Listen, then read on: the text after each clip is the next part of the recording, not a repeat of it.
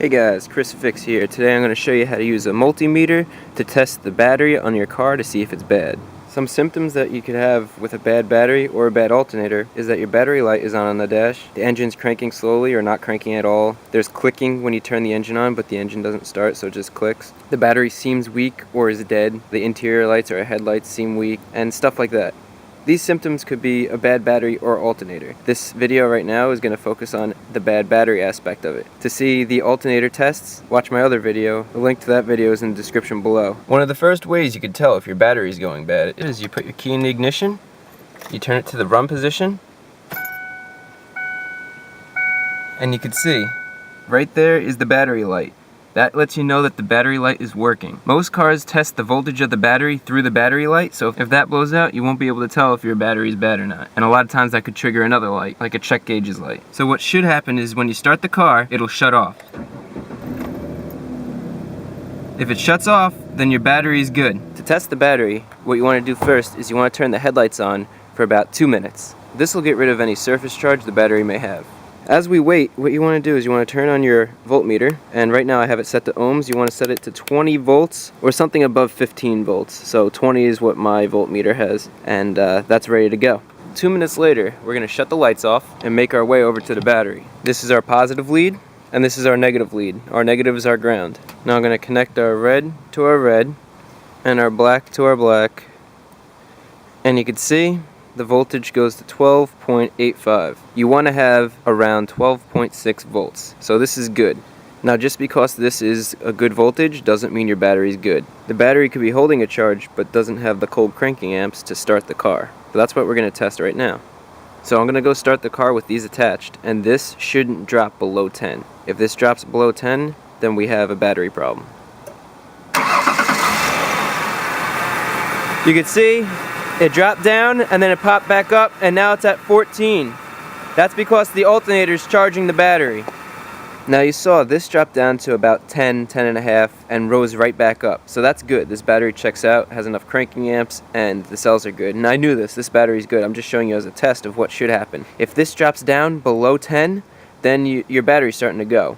Below 5, your battery's garbage. You need a new battery. Cold cranking amps, CCA, is the measurement of how many amps a battery can deliver at 0 degrees Fahrenheit for 30 seconds and not drop below 7.2 volts. Batteries are supposed to last about 4 years, and that's what most of them are warranted to.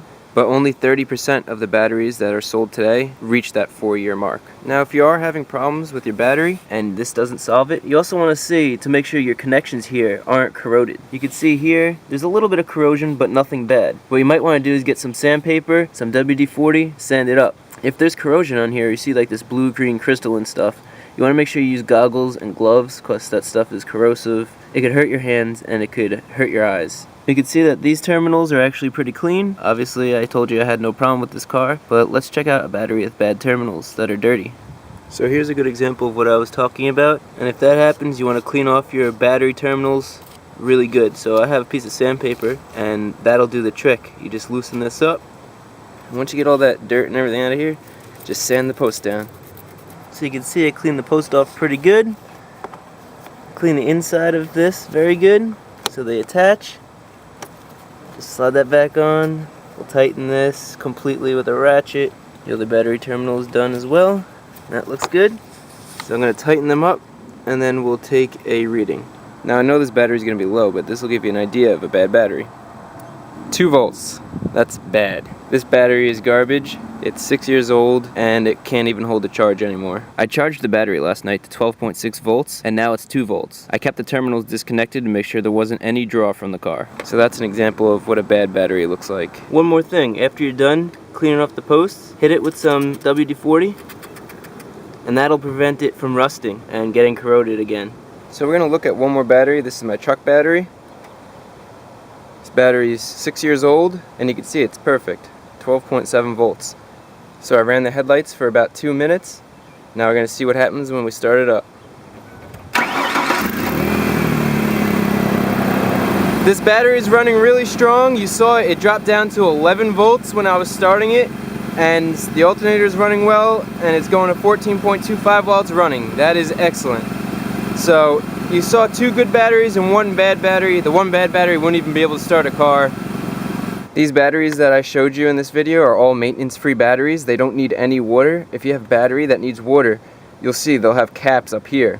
And you want to make sure that they're not filled to the top of the cap, but they're 1/4 of an inch over the electrode, the metal piece that's inside there.